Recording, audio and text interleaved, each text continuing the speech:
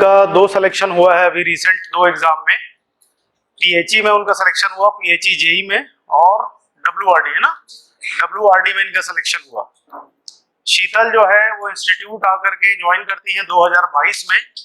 2022 में जब डब्ल्यूआरडी का बैच आया था, एक बड़ा एग्जाम हुआ था। उस एग्जाम के बाद 6 जून 2022 को बैच चालू हुआ। 6 जून वाला बैच इन्होंने ज्वाइन किया। और शीतल के बारे में हमेशा चलते क्लास में कई लोग होंगे भी साथ वाले, चलते क्लास में हमेशा मैं इसको एक बात बोलता था कि जिस दिन तू सेलेक्ट होगी उस दिन एक दिन बच्चों को बताऊंगा कि वो एकमात्र ऐसी स्टूडेंट है पूरे हमारे अभी तक के 10-12 साल के टीचिंग एक्सपीरियंस में जिसने 3 साल की पढ़ाई में एक भी क्लास गोल नहीं किया। 3 साल की पढ़ाई में कितना क्लास लगा होगा? कम से कम 260-270 क्लास टेक्निकल एक साल में, सेम आपका नॉन टेक, तो 1500, 1700 या 1800 क्लास में उसने एक क्लास भी कभी गैप नहीं किया। ये लगभग असंभव टाइप का चीज है, और आप लोग तो बहुत प्रोफेशनल हो उस मामले में, तो आप लोगों को ज्यादा मालूम है कि कितना असंभव है। बताने की जरूरत नहीं है, क्योंकि यहाँ हर आदमी जो है अल्टरनेट डे गोल मार रहा है। अगर जितना एडमिशन है उतने बच्चों को आज मैं बैठाने की कोशिश करूं तो ये हॉल, इतना बड़ा हॉल मेरे को और चाहिए, लेकिन गजब का बात है कि आप लोग आते ही नहीं हो। ठीक, तो ठीक है। शीतल का जर्नी जो है 2022 में हमारे साथ शुरू होता है तैयारी को लेकर के, और इतना कंसिस्टेंट स्टूडेंट हमने नहीं देखा जिसने एक क्लास भी गोल नहीं, आधा क्लास 5 से 6, उसका एक एग्जाम था रायपुर या कहीं पे, तो बोली कि 6 से 7 नहीं आ पाऊंगी, 7 बजे आ जाऊंगी। वो एक सेक्शन ऑफ द क्लास जो शाम को लगता है, 3 क्लास लगता है, अभिषेक सर का, गौरव सर का और मेरा, तो उसमें से एक क्लास इसका गैप हुआ था ड्यू टू उसका परीक्षा जो था वो कहाँ था, रायपुर में था। तो वो कंसिस्टेंसी कहीं ना कहीं ऊपर वाले को मजबूर कर देती है रिजल्ट देने के लिए। हमेशा इसने मेहनत किया। इस बैच में इन लोगों से बहुत उम्मीद थी, उस उम्मीद को इन लोगों ने पूरा भी किया, रिजल्ट भी दिया। और 2022 में जब इन्होंने ज्वाइन किया था तो पूरे 22 का जो 6 महीना बचा था, जून से लेकर के दिसंबर, कोई वैकेंसी नहीं थी। 23 में कोई वैकेंसी नहीं थी। 23 के एंड में सीएसईबी का नोटिफिकेशन आया। 24 में उसकी परीक्षा हुई। 24 में इसका नंबर बहुत कम आ गया। आकलन हम लोग 70-75 का कर रहे थे, उसका 67-68 कुछ ऐसा कुछ नंबर आ गया। तो वो काफी उसके लिए डिमोरलाइजिंग था, पर वो मेहनत करती रही। 25 में वैकेंसी आना चालू हुआ, और 25 में उसको 2 रिजल्ट हाथ में है। एक पीएचई में उसका सिलेक्शन हो चुका है, दूसरा जो है डब्ल्यूआरडी में उनका सिलेक्शन हो चुका है। ठीक, तो अब शीतल आपको बताएगी कि आपको तैयारी कैसे करना है। और बहुत इंपॉर्टेंट बात यह है कि जैसे अभी आपके पास कैलेंडर आया है, जिस कैलेंडर में एक भी टेक्निकल वैकेंसी का कहीं कोई जिक्र नहीं है, ठीक, पर 2026 के फरवरी में जो पिछले साल कैलेंडर आया था उसमें आपके पास एनआरडीए का 26 पोस्ट है। ठीक, एसएससी जेई का फॉर्म आप लोगों में से 80% लोगों ने कम से कम भरा होगा, और आने वाले समय में आने वाली परीक्षाओं की उम्मीद है। तो जब नोटिफिकेशन नहीं आता है उस दौर में इसने 3 साल तैयारी की है। आज आप लगभग उसी दौर की शुरुआत कर रहे हो, पर इसका अंत जो है वो परीक्षा देकर के ही होता है, और अंत में वैकेंसी आती है। जो पढ़ता है, जो अच्छे से मेहनत करता है, उसका सिलेक्शन हो जाता है। अभी बहुत आसान है बोल देना कि मैं आपको ये बोल दूं कि वैकेंसी आ जाएगा, आपके लिए बोल देना बहुत आसान है कि वैकेंसी नहीं आ रहा है तो मैं तैयारी को कमजोर कर देता हूं, जब दिखेगा तो करूंगा। तो उस समय पे एक्चुअली होता कुछ नहीं है।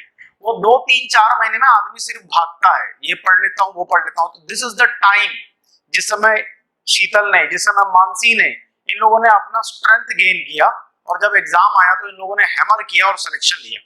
आने वाले समय में मैं तो ये उम्मीद करता हूं इन बच्चों से कि ये लोग एई जब भी आएगा, अगला स्टेट इंजीनियरिंग सर्विसेज आज नहीं तो 6 महीने बाद आएगा, आप इनका नाम देखेंगे, ऐसी मेरी उम्मीद है इन लोगों से।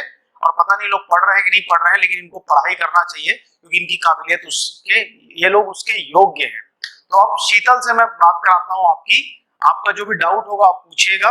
इन जनरल शीतल अपनी जर्नी के बारे में बताते चलना है। सबसे पहले तो सर, मैम, अभिषेक सर, गौरव सर का थैंक यू कि मैं यहाँ तक पहुंची।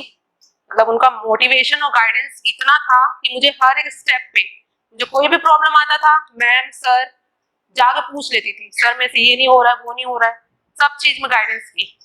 मतलब ऐसा लगा ही नहीं कि मतलब मैं अकेले प्रिपेयर कर रही हूँ।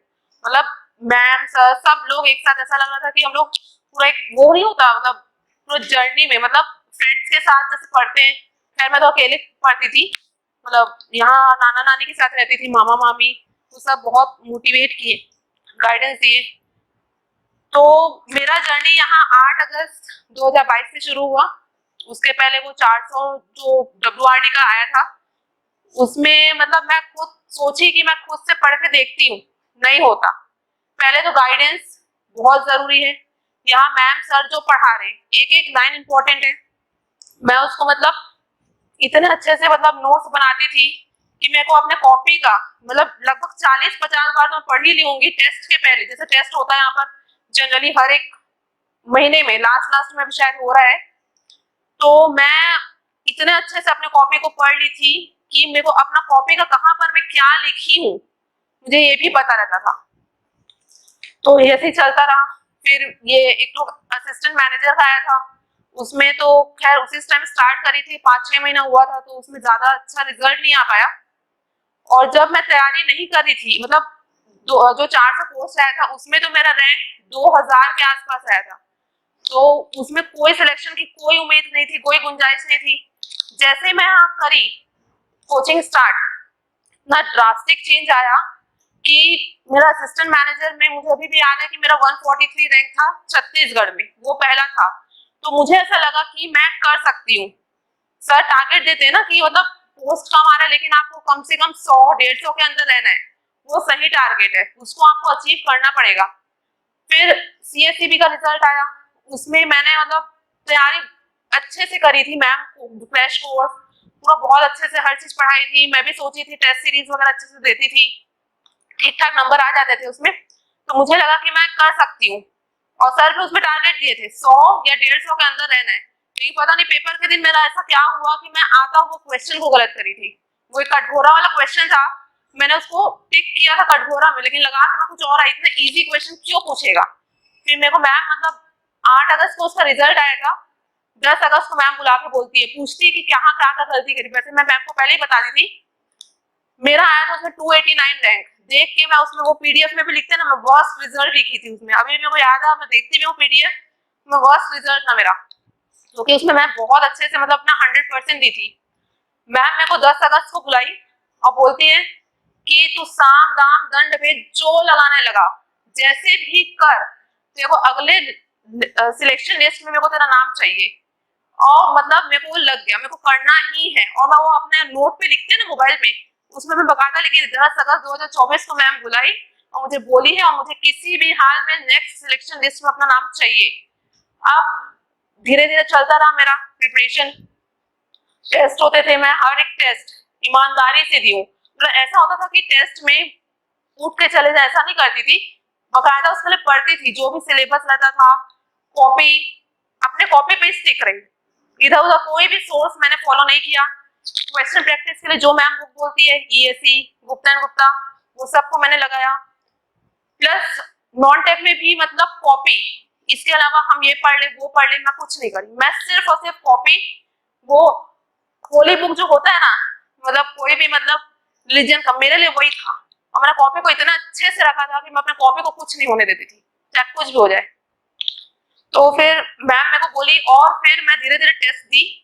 और जैसे रिजल्ट आया PHE का, उसके सुबह में शायद टेस्ट था PWD का, टेस्ट दी, जाके थोड़ा आराम करी। फिर मैं बोली चलो शाम को पढ़ते हैं, क्योंकि 3-4 दिन बाद हमारा पेपर था 13 जुलाई को। तो मेरे को फोन आया, मतलब उसी टाइम मैं जस्ट मोबाइल चेक कर रही थी तो पता चला कि उसमें रिजल्ट आ रहे हैं, सर डाले थे। अब मेरा भाई भी मतलब वहीं रहता था, तो मैं उसको बोली कि चेक कर। अब वो चेक तो कर रहा है, इधर से फोन बज रहा है और मैम का नंबर सेव नहीं था, और मैम मेरे को फोन करी और मैम मेरे को फोन करके बोलती है बेटा रिजल्ट चेक करी, और मैं मेरे मुंह से क्या कौन निकलने वाला था, मैं है करके बोली। हाँ, फिर मैम बोलती है बेटा, मतलब मैम अपना नाम बताई, मैं बोली मैम आप बोल रहे तो मैम मेरे को रिजल्ट बताई कि तेरा सिलेक्शन हो गया। अब सिलेक्शन तो हो गया, अब मेरे हाथ पैर कांप रहे थे, पहला रिजल्ट पहला सिलेक्शन। तो मैम मेरे को बताई कि हाँ तेरा सिलेक्शन हो गया है। मैंने दोबारा पूछा तो मैम मेरे को अपना डेट ऑफ बर्थ भी कंफर्म करी। मैं बोली अच्छा। फिर घर में आकर सब मतलब निकल के रूम से सबको बताई कि मेरा हो गया सिलेक्शन, सब खुश हुए। मम्मी पापा से बात करी, मतलब यहाँ लोकल गार्जियन थे मेरे नाना नानी, तो मुझे घर की ज्यादा मतलब कमी महसूस नहीं हुई। नाना नानी मामा मामी पूरा एक फैमिली है पूरा, तो मेरे को पूरा एनवायरनमेंट मिला पढ़ने का। तो फिर ऐसे जर्नी चलता रहा। तो फाइनली यहाँ पर सर मैम के मतलब पूरे मोटिवेशन गाइडेंस के साथ मैं यहाँ पर हूँ आज।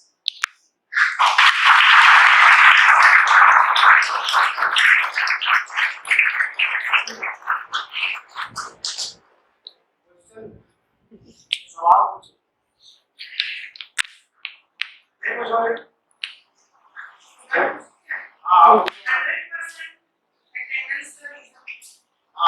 100% अटेंडेंस का रीजन वो क्या था कि मेरा एक ही मोटिव था, मैं मेरे को ऐसे मतलब छुट्टी मारती थी ना, सर मैम लोग क्या पढ़ा रहे होंगे, कैसे मैं उसको कोप अप करूंगी, नहीं हो पाता था ना। मतलब यहाँ अगर पढ़ लो, मैम कुछ एग्जाम्पल दे के बताती है तो वो आपके दिमाग में चिपक जाता है, और अगर आप उसको भूल भी रहे हो तो एक बार कॉपी खोलोगे तो वो चीज आपको पक्के से याद आएगा, मैम ऐसे बताई थी। तो मेरा जनरली यही रहता था मोटिव कि मैं क्लास जाऊं और करूं। एक बार तो मेरे को बुखार भी था, लिटरली बता रही सर को मैं बताई थी कि मेरे को 102 बुखार, मम्मी मना कर दी, नहीं बेटा मत जा, दवाई खाई आई थी, सर की क्लास थी, उसने बुखार चढ़ गया। मतलब मेरे समझ में नहीं आ रहा मैं करूं क्या, फिर भी मैं सुन रही थी, फिर क्लास से गई, फिर दवाई खा के वो करी। मतलब ये था कि मुझे करना ही है, मैं आऊंगी क्लास चाहे कुछ भी हो जाए। वो एक आध दिन वो एसएससी का पेपर, आरआरबी का ये सब देते हैं तो शायद सेंटर रायपुर या कहीं और देते हैं, तो उस टाइम पर क्लास मिस होता था, लेकिन उसमें भी अखरता था कि मैं क्यों क्लास मिस कर रही हूँ, क्यों मेरे को ऐसे टाइम में नहीं दे रहे दोपहर के टाइम में कि मैं उसमें जाके वो कर सकूं, करके दोनों मैनेज हो जाए। तो कहते हैं आप लोग भी कंसिस्टेंट रहिए, रिजल्ट जरूर मिलेगा। मेरे को भी पहले लगता था कि क्यों मेरे को नहीं मिल रहा रिजल्ट, मैं बहुत फ्रस्ट्रेटेड होती थी। मतलब मम्मी पापा बोलते मम्मी नहीं हो पा रहा है, पापा नहीं हो पा रहा है, सर मैम को बोलती थी, मैम के पास भी जाती थी, मैम कैसे करूं, नहीं हो पा रहा है, नहीं नहीं कर, होगा होगा करके बोलते थे। तो भाई टेक्निकल नॉन टेक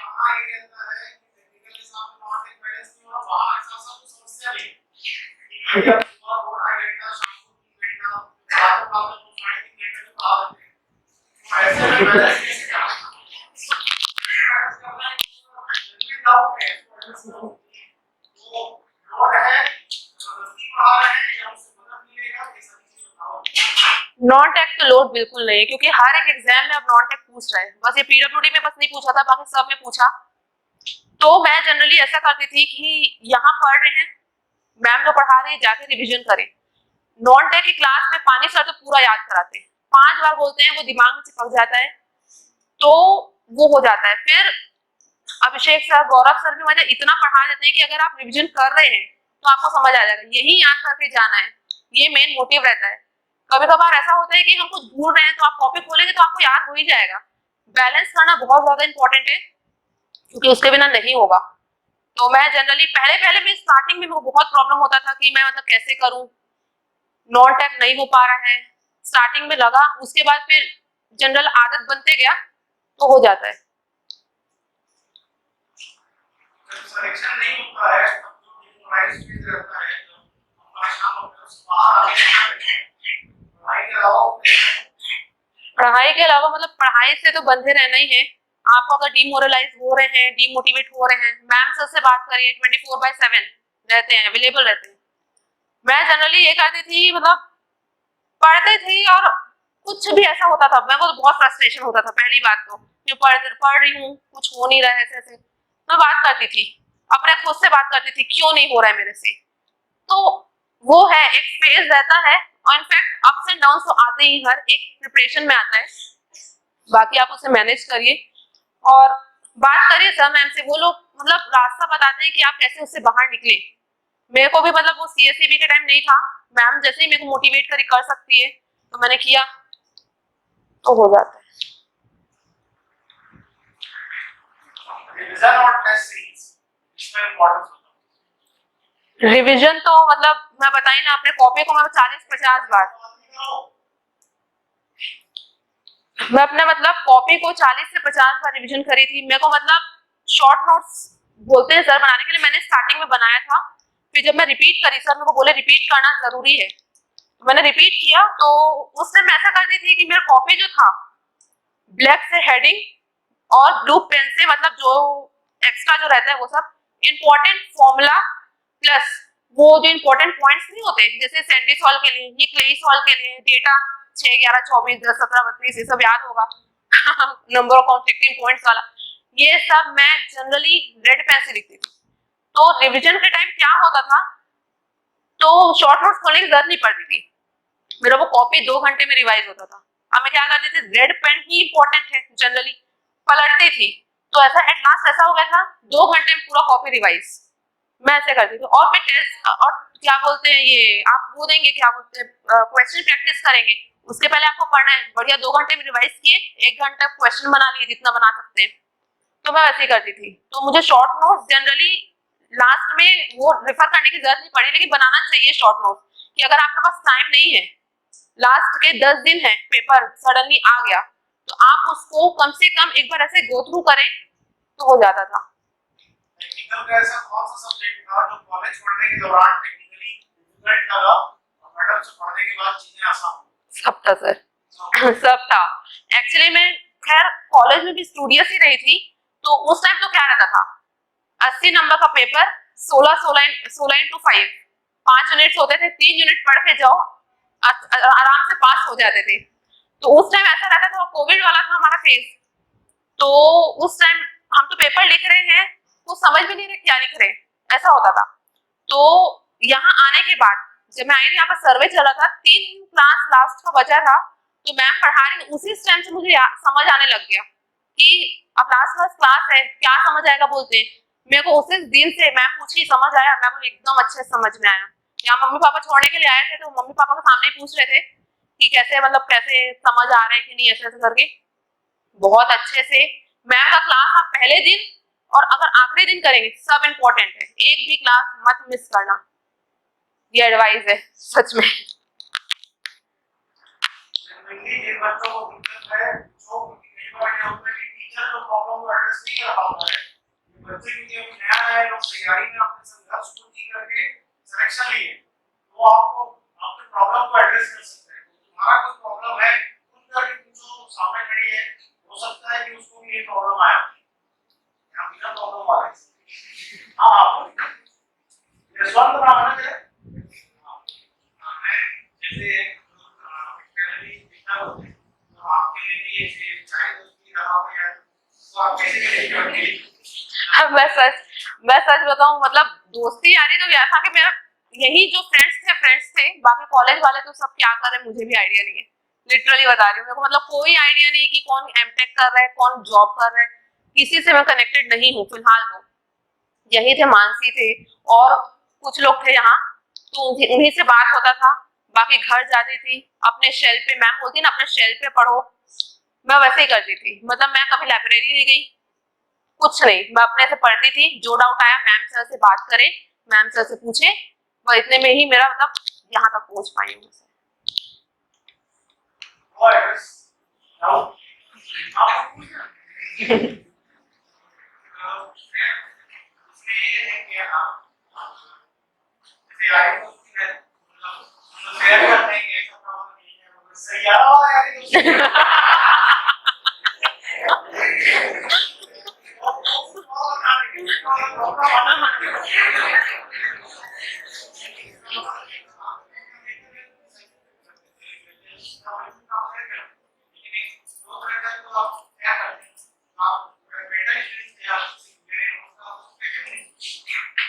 ऐसा तो हुआ नहीं है मतलब जो भी प्रॉब्लम मेरे साथ हुआ, मतलब मेरे को जनरली तैयारी में ही प्रॉब्लम आती थी कि मैं कैसे पढूं, क्या करूं, ऐसे में दोस्ती यारी वाला नहीं था जैसा आप पूछ रहे हो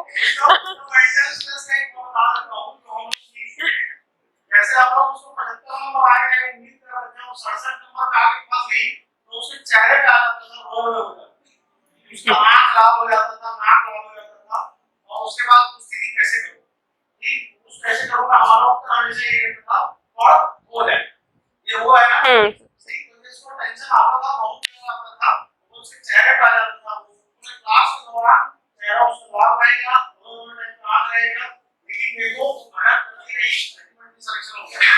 बहुत सारा सिली मिस्टेक कर करके आपकी थी पेपर करती थी ना, हाँ सर। उसके बाद बताओ सिली मिस्टेक्स के बारे में। सिली मिस्टेक्स क्या होता था, कहीं हम नोट नहीं पढ़ रहे, कहीं मतलब जल्दबाजी में इसको पढ़े, फर्स्ट आंसर दिखा लगा दी मैम, ए फॉर अलर्ट बोलती है, तो वही था। तो मतलब ऐसा होता था मतलब क्वेश्चन जल्दबाजी में पढ़ दे रही हूँ, लगा रही हूँ, नहीं इतना इजी क्वेश्चन क्यों पूछेगा, ये सब मेरे साथ बहुत हुआ है। और वो सबको रेक्टिफाई सिर्फ टेस्ट सीरीज से कर पाई हूँ। टेस्ट सीरीज में मतलब अब मैम टॉपिक्स बताते मतलब सब्जेक्ट्स बताते हैं कि ये आएगा, कभी कभी पूरा सिलेबस रहता है, तो कुछ भी नया रहता था तो वो सब क्या है कि अपने कॉपी पे नोट कर लेती थी, पेपर में कुछ नया मिला, क्योंकि पहले में तो बहुत मुझे फेलियर्स भी मिले, मतलब सब एग्जाम्स में फेल हुई हूँ, एसएससी आरआरबी यहाँ के भी स्टेट्स के पेपर। तो वही धीरे धीरे रेक्टिफाई मैंने किया, जो गलती करते हैं वो बिल्कुल फिर बाद में रिपीट नहीं होना चाहिए, ये मेक श्योर करें, तो उससे फिर हो जाता है। पेपर में टाइम मैनेजमेंट इस बार बहुत क्रूशियल था, क्योंकि पेपर बहुत लेंथी आ रहा, उसको कैसे मेंटेन किए, पीएचई में भी, पीडब्ल्यूडी में भी, डब्ल्यूआरडी में, उसको कैसे किए पेपर में? जब हम देखते हैं कि समय कम पड़ रहा है, सेलेक्टिवली क्या छोड़ना है, क्या पढ़ना है, उसको बताओ।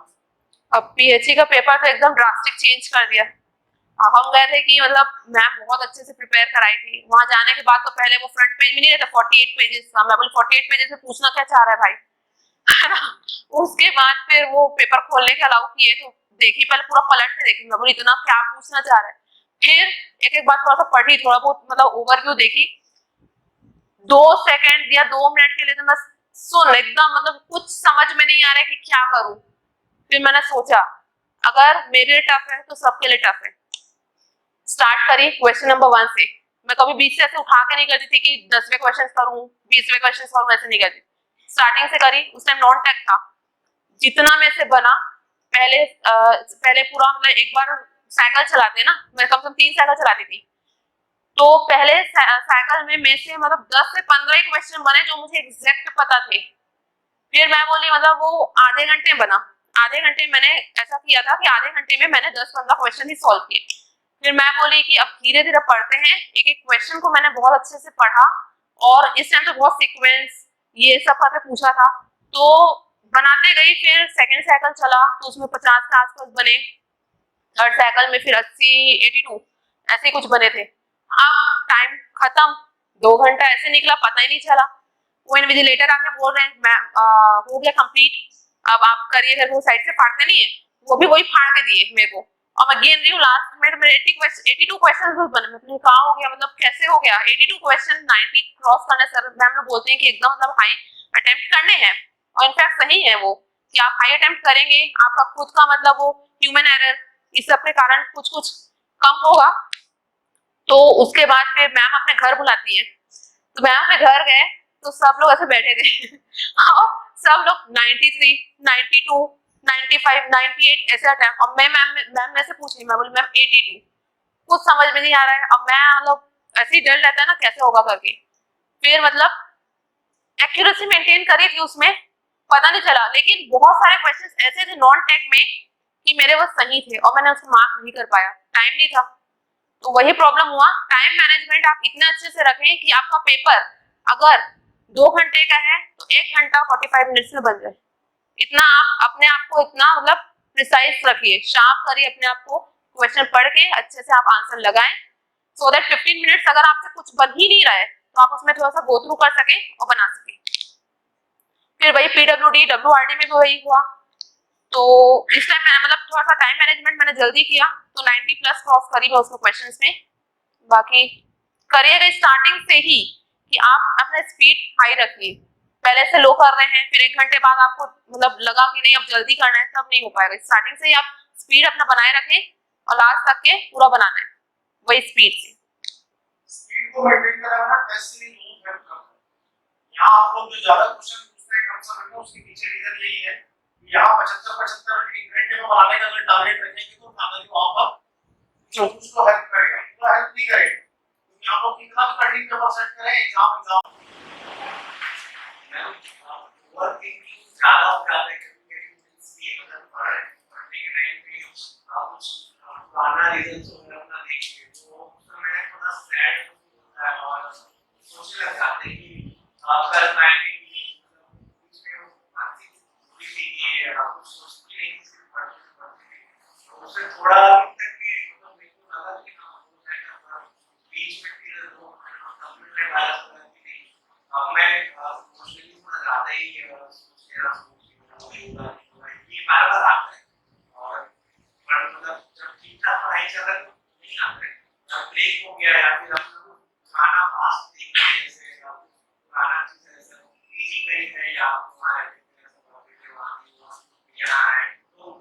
सब चीज जो है उसको पढ़ने के टाइम पे कैसे जैसे अभी मैं पढ़ रहा हूँ और आ गया तो हुआ नहीं था उस समय फिर मैं बहुत ज्यादा उसमें चली गई उस टाइम पे पढ़ाई तो नहीं होता उस टाइम पे कैसे मैनेज करना चाहिए और क्या सॉल्व करना चाहिए जिससे बार हो ना। रही बात ओवर थिंकिंग की, मैं भी करती थी, मतलब पढ़ती थी तो ऐसा होता था कि कैसे करूं, नहीं हो रहा है, या वही वो सीएसईबी का याद आता था मेरे को। फिर मतलब आपको ओवरकम करना ही पड़ेगा वो ओवर थिंकिंग को। मतलब ये एकमात्र ऐसा नहीं बता सकते कि आप इसको छोड़ के, मतलब मैं तो अपने पेरेंट्स से बात करती थी, मैं अपने पेरेंट्स से या मेरे गार्जियन थे, नाना नानी मामा मम्मी, वो मुझे हेल्प करते थे। अब आप बोल रहे हैं कि वो प्रीवियस रिजल्ट को आपको देख के वो लग रहा है, आप एक मोटिवेशन बनाइए उसको कि मेरे से गलती हुआ, अब मैं इससे ज्यादा नंबर लाऊंगा। ये आप मोटिवेट उसको, मतलब वो उसको डिमोरलाइज देके नहीं करना है, उसको मोटिवेट करिए, मतलब अपना मोटिवेट करिए कि नहीं, मुझे अगर मैं इस नंबर पे अटका हूं तो मुझे इसमें एड ऑन करके मुझे चाहिए। तो उसको आप डिमोटिवेशन के अलावा आप उसको मोटिवेशन के हिसाब से भी ले सकते हैं। तो ये सजेशन, अपने पेरेंट्स से बात करिए, मैम सर, मतलब सबसे ज्यादा आप लोग बोलते हैं ना मोटिवेशन कहाँ से मिलेगा, मेरे लिए मोटिवेशन सर मैम। मैं लिटरली बता रही हूँ, मैम यहाँ आकर पूछती है ना पढ़ रहे हैं कि नहीं पढ़ रहे हैं, सर भी पूछते हैं पढ़ रहे हैं कि नहीं, ये एक मोटिवेशन है। आपको कहीं से मोटिवेशन नहीं मिलेगा सर और मैम से, आके बात करिए, अपना प्रॉब्लम तो शेयर करिए, वो आपको हर एक प्रॉब्लम का सोल्यूशन बताएंगे। मैं करती थी, ठीक है।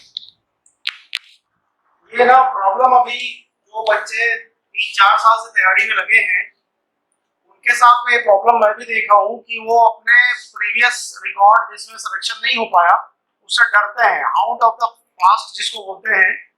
बट आप उसको ऐसे मत लो कि वो जो नंबर पहले नहीं हुआ, सिलेक्शन नहीं हुआ, वो होने नहीं देगा। अगर आप उसको उस तरीके से लेंगे तो आपको नेगेटिव डायरेक्शन में लेके जाएगा। आप ये चीज समझो कि कभी किसी चीज को अगर आप, एक कोई साइंटिस्ट है मान लो और उसको एक सक्सेसफुल एक्सपेरिमेंट वो कर रहा है और उसमें उसको सक्सेस मिली है, तो कई बार ऐसा हुआ होगा जब वो असफल हुआ होगा और हर एक असफलता ने उसको कुछ एक रास्ता सिखाया होगा कि ये 99 तरीका जो है इससे तो होना नहीं है, इसका मतलब वो 99 तरीके को छोड़ करके या उसको कोर्स करेक्ट करके ही वो आगे बढ़ा होगा। तो पीछे का जो आपका असफलता है उसको अगर आप असफलता की जगह ये देखो कि अगर मेरे से 65 सवाल बना और 75 नंबर पे सिलेक्शन हुआ तो मैं क्लोज हूं, मैं 10 नंबर का और मेहनत करूंगा, 15 नंबर का और मेहनत करूंगा तो मैं सिलेक्शन के रेंज में आ जाऊंगा। अगर आप उसको ये देखोगे कि 1 नंबर के अंदर तो 100 लोग आ जाते हैं तो मैं बहुत लोगों से पीछे हूं, तो आपके सोचने का तरीका आपको नेगेटिव डायरेक्शन में ले जाएगा। और इसका तरीका एक सबसे अच्छा ये है, खुद को समझाओ। एक प्रोसेस होता है उसको बोलते हैं सेल्फ काउंसलिंग। जैसे आप मेरे पास आते हैं, मैं आपका काउंसलिंग करता हूं, दैट इज काउंसलिंग। दूसरा यह होता है कि आपको पता है कि इसको ऐसे टैकल कर सकते हैं और आप उससे डर रहे हो, तो उस समय पे आप खुद को बोलो बैठा के कि ये हो जाएगा, इसको इस तरीके से करना है और वो रास्ता पकड़ो कि नहीं ठीक है, मेरे को अगर 10 नंबर 15 नंबर में बढ़ा लिया आपने, 10-15 नंबर बढ़ा करके किया जा सकता है। वो 10-15 नंबर कैसे बढ़ेगा? आपको पता है कि जिस एग्जाम में आपका 65 आया था, मैनुअल मिस्टेक आप 5 नंबर का किए थे, तो दोबारा वो मैनुअल मिस्टेक नहीं होना चाहिए, पहली चीज। दूसरा कि आज से 6 महीना पहले, 4 महीने पहले जो एग्जाम मैंने दिया उसके बाद सिस्टमेटिकली मैं कोचिंग जाकर के टेक्निकल नॉन टेक पढ़ रहा हूँ, इसमें मेरे को सर बोल रहा है कि तुम्हारा 10 से 15 नंबर बढ़ जाएगा। ये भरोसा आप पे रखो। आप जिस भी स्थिति में हो, अगर क्लास ईमानदारी से आ रहे हो, 50 नंबर पाए तो 65 तक पहुंचा सकते हैं, 70 तक पहुंचा सकते हैं, 60 नंबर पाए तो 75 से लेकर के 80 तक पहुंचा सकते हैं। ये हम आपको खींच के कर देंगे, बशर्ते आप क्लास में रोज आ रहे हो, टेस्ट को ईमानदारी से दे रहे हो और रोज थोड़ा पढ़ रहे हो। एकदम क्रांतिकारी कुछ नहीं होगा, धीरे धीरे एकदम स्लो प्रोसेस है। कभी भी कंस्ट्रक्टिव मैकेनिज्म बहुत स्लो होता है। आपको सबसे बड़ा कठिनाई क्या होता है पता है? सबसे बड़ा भ्रम ये है कि लोगों को लगता है कंपटीशन में मैं इतने हजार लोगों से फाइट कर रहा हूँ या इतने लाख लोगों से फाइट कर रहा हूँ। पहला जो लड़ाई है वो अपने अंदर की कमजोरियों से होता है। इंसान सब चीज से लड़ सकता है, वो अपने अंदर की कमजोरी से नहीं लड़ पाता। जिस दिन वो लड़ के आगे हो जाता है, और उसका तरीका है आपको डिसिप्लिन रहना पड़ेगा, सेल्फ काउंसलिंग करना पड़ेगा। जहां गलतियां हैं उसको अंडरलाइन करो, अंडरमाइन मत करो, उसको अंडरलाइन करो। जब आप उसको अंडरलाइन करोगे, देखोगे तो आने वाले समय पे गलतियां आपसे नहीं होंगे। ये वो तरीका है, ये होता है कई बच्चों में, मैं देख रहा हूँ कि पहले नहीं हुआ तो अब कैसे हो जाएगा। तो उसको ये देखो कि पहले जब नहीं हुआ वहां पर भी मैं शून्य नहीं था, 60 नंबर 65 नंबर पहुंचा हूं, तो अब मेरे को सर बोल रहे हैं 10-15 नंबर बढ़ जाएगा। 5 नंबर की गलती मेरे को पता चल गई तो टोटल मिलाकर के 20 नंबर बढ़ा लिया तो मेरा क्या हो जाएगा, सिलेक्शन हो जाएगा। इतना तो आपको वो बोलते हैं ना सेल्फ चार्जिंग के प्रोसेस में हमेशा रहना पड़ेगा, क्योंकि तैयारी एक डीमोटिवेटिंग प्रक्रिया है। तैयारी मोटिवेटिंग प्रक्रिया बिल्कुल नहीं है। ये हमेशा आपको इस बात पे ज्यादा जोर देती है कि तुम्हारा सिलेक्शन नहीं हो सकता, वैकेंसी नहीं आती, सेटिंग हो जाता है, कैसे सिलेक्शन होगा। तो यहाँ जब इतना सब इकोसिस्टम में गूंजता रहेगा तो आपको पॉजिटिव नोट अपने अंदर बजाना पड़ेगा।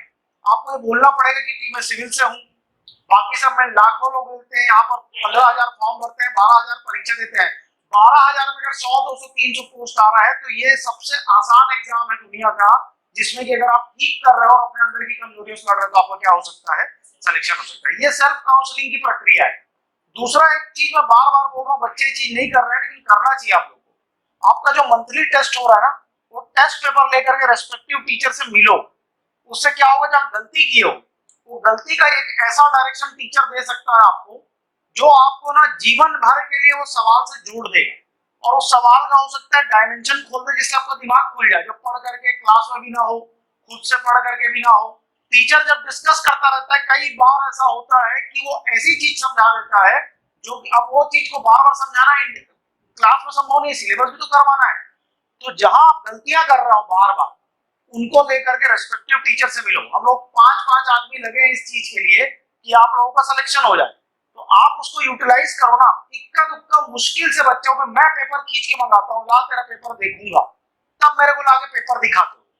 आप उस पेपर में अगर 50 नंबर पा रहे हो 150 नंबर में, कोई शर्म की बात नहीं है।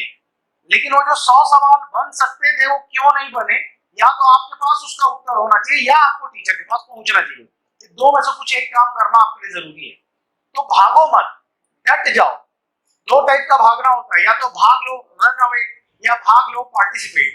तो रन अवे करने का कुछ नहीं है, रन अवे करने वाले बहुत होते हैं। कोई एमटेक के नाम से भाग जाता है, कोई एमबीए करने के नाम से भाग जाता है, क्योंकि वो शॉर्टकट है ना। 10 लाख रुपए 12 लाख रुपए दो, कहीं पे जा करके आपको मिल जाएगा एमटेक का डिग्री, ठीक, एमबीए का डिग्री, बहुत आसान चीज है। और वो अल्टीमेटली ले जाकर के महानगर में एक जगह पे आपको टिका देगा, जिस नौकरी से आप जीवन भर संतुष्ट नहीं रह सकते और छत्तीसगढ़ वापस नहीं आ सकते। एकदम कड़वा सच्चाई आपको बता रहा हूँ। अब वो वहां पर आपको जीना मरना क्या है, मजबूरी हो जाएगी। बाहर से बढ़िया लगेगा, सैटरडे संडे को मेरा दोस्त जाता है, पार्टी करता है, जिंदगी तो यही है। लेकिन लॉन्ग टर्म में आप देखोगे ना, तो छत्तीसगढ़ और सरकारी नौकरी, सरकारी सेवाओं का चार्म इसीलिए है क्योंकि यहाँ पर इंस्टेबिलिटी नहीं है, नौकरियों में स्थायित्व है। ठीक, नौकरियां स्टेबल है, लोग जीवन में अपने संतुष्ट रहते हैं। और सबसे बड़ी बात, आप छत्तीसगढ़ में रहते हो। छत्तीसगढ़ एक बहुत अच्छा राज्य है। तो यहाँ पर अच्छा है कि आप सिविल वाले हो, आपके पास अपॉर्चुनिटीज है। आप मैकेनिकल वाले नहीं होता, कम होता, आपके लिए 90 पोस्ट आता है, उनके लिए 2 पोस्ट 1 पोस्ट आता है। उसको यूटिलाइज करो, दैट इज मोटिवेशन। कि मैं सिविल का इंजीनियरिंग कर लिया हूं तो मैं अब 10-12 हजार में अगर ठीक परफॉर्म कर लिया, 10-12 हजार में भी नहीं करना पड़ता। फॉर्म भरने वाले सारे लोग काबिल नहीं होते, सारे लोग तैयार नहीं होते। आप मान के चलो 300 पोस्ट आता है ना, तो 300 में ना 500 लोगों की केवल तैयारी अच्छी रहती है। उसके ऊपर 501वां आदमी खोजना जो है कठिन हो जाएगा। वो 500 के अंदर कंटेंट करके अपने कैटेगरी में आपको नंबर लेकर के आना है। ठीक, और हमेशा टारगेट ये करो 5 पोस्ट आए, 20 पोस्ट आए, 25 पोस्ट आए या 100 पोस्ट आए, अपनी ईमानदारी के साथ कॉम्प्रोमाइज आप मत करो। आप उतनी ही ताकत लगा के उस परीक्षा को दो, चाहे वहां 400 पोस्ट हो, चाहे वहां पे 25 पोस्ट हो। जैसे अभी एनआरडी आ रहा है, माइंडसेट बना लो कि एग्जाम मेरा टारगेट है। केवल इतना माइंडसेट बना लोगे ना, आपका 5 नंबर बढ़ जाएगा। कितना नंबर बढ़ जाएगा? 5 नंबर बढ़ जाएगा। अगर आपने टारगेट कर लिया केवल कि ये एग्जाम मेरे को क्रैक किसी भी हालत में करना है, और अगर ये सोच के अरे यार 26 पोस्ट है क्या होगा, तो आप वहीं खत्म हो गए। आपका रैंक 1000 के बाहर, उसको कोई नहीं पूछता। छत्तीसगढ़ का अगर सिविल इंजीनियरिंग में आप 1000, 1200 ऐसा रैंक लेकर के आ रहे हो, तो फिर बहुत कम चांस है कि आप वो 100-200 के कॉकस बोलते हैं उसको, इनर सर्कल, उसमें आ सकोगे। आपको हमेशा ये कोशिश करना है कि एग्जाम चाहे जो हो, छत्तीसगढ़ में सिविल इंजीनियरिंग का परीक्षा, टेक्निकल नॉन टेक, उसमें मेरे को 100, 150, 200 के अंदर आना है। एक दिन आपका सिलेक्शन हो जाएगा। ठीक, वो कब होगा? वो आपका भाग्य, आपकी मेहनत और ऊपर वाले का कर्म। ठीक, वो जिस दिन ऊपर वाला आशीर्वाद देता है, सब चीज ठीक जगह पर बैठ जाती है, सिलेक्शन बच्चे का हो जाता है। और बच्चे का एफर्ट इतना उसको लाना पड़ेगा कि 100-150 के रेंज में वो आ जाए। ठीक, और कोई सवाल है किसी का? कॉन्टैक्ट और टेक्निकल मैनेज कैसे करते हैं on the daily basis class में? पहली तो क्लास रेगुलर है और मैं मतलब शॉर्ट नोट्स बनाती थी, शॉर्ट नोट्स से प्रिपेयर करती थी। आप अगर यहाँ मैम पढ़ाई जैसे अभी थियोडोलाइट पढ़ा रही है, जाके थियोडोलाइट को पढ़े और कल पढ़ ले, आपके दिमाग में चिपक जाएगा। फिर आपको मतलब ऐसे पलटाएंगे बस, तो वो आपका रिवीजन हो गया। नॉन टाइम में पानी सर का कोई टेंशन नहीं है, पानी सर याद करा देते हैं। रही बात अभिषेक सर और गौरव सर, वो भी इतना मतलब अपना एफर्ट डालते हैं कि आप लोग को याद होए। हमको याद होता था, पहले में तो समझ नहीं आता था क्या चल रहा है, छत्तीसगढ़ी पहली बार पढ़ रहे थे, लेकिन आगे चल के हो जाता है। तो वही मैं बोली ना, आप जो भी इम्पोर्टेंट है वो रेड से लिखिए, सो दैट आप पलटेंगे ना सिर्फ आपको रेड पेन ही दिखेगा, तो आपको वो रिवाइज हो जाता है। फिर डेली बेसिस पर रिवाइज करेंगे ना तो लास्ट में फिर आपको ज्यादा टेंशन नहीं आएगा। क्लास के बाद रिवाइज? हाँ, मैं करती थी जनरली, जाके मैं एक बार पढ़ लेती थी टेक्निकल को। नॉन टेक में भी मतलब सर जो पढ़ाए तो मैं वही उसी दिन रात में जाके एक बार पलट ली, पढ़ ली, तो हो जाता था। दूसरे दिन फिर दूसरा जो पढ़ाए उसको प्लस पहला वाला भी रिवाइज कर सकते हैं। तो ऐसे करते करते आपका मतलब लास्ट तक आपको एकदम दिमाग में चिपक जाएगा कि सब चीज आपको आता है। राज्य की परिभाषा तू गलत करके आई थी ना एक बार। हाँ, स्टेट का डेफिनेशन क्लास में बताया, तो वही चीज पूछे, सवाल में गलत करके आई थी। आज तक मेरे को याद है कि राज्य की परिभाषा में बार बार बोला था कोर्ट शामिल नहीं हो सकता है ना, कोर्ट क्योंकि न्याय करता है। राज्य मतलब स्टेट, स्टेट आपके अधिकार को क्या करता है, करने की कोशिश करता है, लिमिट करने की कोशिश करता है। तो स्टेट की परिभाषा में कभी भी चाहे सुप्रीम कोर्ट देगा, अधीनस्थ न्यायालय दे दे, हाई कोर्ट दे दे, वो चीज शामिल नहीं होगा। ये वो गलती करके आई थी, मेरे को याद है, सीएसीबी का पेपर। हाँ, सीएसीबी का पेपर ठीक होता है, सब हो जाएगा, बस लगे रहे। ठीक, इसका सबसे अच्छा चीज, इसने कभी भी क्लास को इग्नोर नहीं किया, क्लास को नहीं किया, गिरते हपटते भी उसको उम्मीद था कि मैं मेहनत करते रहूंगा तो एक दिन मेरा सिलेक्शन हो जाएगा, और सिलेक्शन हो गया। मेहनत बहुत किया। ठीक, मेहनत का कोई अल्टरनेटिव नहीं है, क्लास इज अपार्ट फ्रॉम मेहनत नहीं है, ये बात ध्यान रखना भैया। आप अगर सोचोगे कि 24 घंटे में मैं 5 घंटा क्लास कर रहा हूं तो मेरे लिए क्या समय बच रहा है, आपका सोचने का तरीका गलत है। 24 घंटे में अगर 5-6 घंटे क्लास में इन्वेस्ट कर रहे हो, दैट इज इन्वेस्टमेंट, वो वेस्टेज ऑफ टाइम नहीं है। हम लोग यहाँ डमरू थोड़ा बजाते हैं, पढ़ाते हैं ना, तो वो घर पे जाके बैठोगे तो नहीं पढ़ पाओगे। आप क्लास 2-3 दिन बंक करके ट्रायल करके देख लो, एक कोई भी क्लास गोल मारो, वैसे तो तुम लोग मारते रहते हो ठीक, उसमें लेकिन सोचो कि ये 3 दिन जो मैं क्लास बंक किया, वेदर इट्स टेक्निकल और नॉन टेक, उसको लाइन से 3 दिन गोल मारो। ठीक, और देखो कि उस दौरान आप क्या कर रहे हो। मैं लिख के दे सकता हूँ उस दौरान आपने पढ़ाई नहीं की है। ठीक, आप अपने आप को हमसे बेहतर जानते होंगे, लेकिन मैं भी बहुत बेहतर आप लोग को जाने लग गया हूँ। जो बच्चा क्लास छोड़ा उसका पढ़ाई हो गया नील बटा सन्नाटा। इसलिए चुपचाप क्लास में क्या करो, पढ़ते रहो, पूछते रहो कैसे होगा, नहीं होगा, हाँ होगा, एक दिन क्या हो जाएगा, सिलेक्शन हो जाएगा, खेल खेल के हो जाएगा। ठीक, तनाव नहीं लेना, पढ़ते जाना पढ़ते जाना। ये बहुत आसान शब्द में बोल रहा हूँ, कठिन है करना, लेकिन तनाव नहीं लेने का प्रक्रिया ही यही है कि आप अपने पढ़ाई में इतना डूब जाओ कि वो आपको नॉर्मल लगे। जैसे कोई प्लेयर है, उसके लिए क्रिकेट खेलना उसका वो शौक बना है या मजबूरी, तो उसका वो शौक रहता है, हॉबी, जो प्रोफेशन में कन्वर्ट हो जाता है वो खेल है। हमारा है पढ़ाई, तो पढ़ाई होता है बोर। लेकिन इसको अगर आप अपना हॉबी बना लो कम से कम 2 से 3 साल के लिए, आपको कोई सिलेक्शन से रोक नहीं सकता। प्रॉब्लम कहाँ होता है, बच्चा इसको बोलता है ये तो बड़ा तकलीफदायक है, मेरे को मतलब जकड़ के रख दिए हैं और क्लास आ बंधन में बंधा हो, ऐसा टाइप का जब वो सोचने लगता है, वो डिटैच होने लगता है अपनी तैयारी से, वो अपने सिलेक्शन से दूर जाने लगता है। उसको ये सोचो कि मेरा ड्यूटी है, माता पिता कहीं नौकरी करते होंगे, कोई खेत खलिहान में जाके खेती करता होगा, किसान होगा कोई परिवार से, ठीक, तो उनका कुछ काम होगा, उनकी कुछ ड्यूटी होगी। आप ये सोचो कि क्लास आना मेरी क्या है, आपको कुछ भी करने का जरूरत नहीं पड़ेगा, क्लास आना मेरी ड्यूटी है, पढ़ाई करना मेरी क्या है, ड्यूटी है। अगर मेरे पिताजी कहीं 8 घंटा काम कर रहे हैं, ठीक, अपने जीवन को चलाने के लिए, मेरे परिवार को चलाने के लिए, तो मेरे को भी यहाँ कम से कम 5 घंटा क्लास जाना है और 3 घंटा क्या करना है, पढ़ाई करना है, क्योंकि मैं उन्हीं के द्वारा कमाए हुए पैसे में और उनके भरोसे में काम करूंगा। हमेशा उनको देखो जो लोग तुमसे उम्मीद करके बैठे हैं, माता पिता उम्मीद करके बैठे हैं, हम दोनों उम्मीद करके बैठे हैं, हम पांचों उम्मीद करके बैठे हैं। हम 5 लोगों का डिस्कशन ऑल टाइम ये रहता है कि कौन बच्चा कैसा पढ़ाई कर रहा है। तुम लोग अपना नंबर नहीं देखते, मैं तुम्हारा एक एक आदमी का नंबर क्या करता हूँ, देखता हूँ कौन कहाँ पीछे हो रहा है, कौन टेक्निकल में पीछे हो रहा है, कौन नॉन टेक में पीछे हो रहा है। और एक और चीज, टेक नॉन टेक पढ़े बगैर बहुत कठिन है।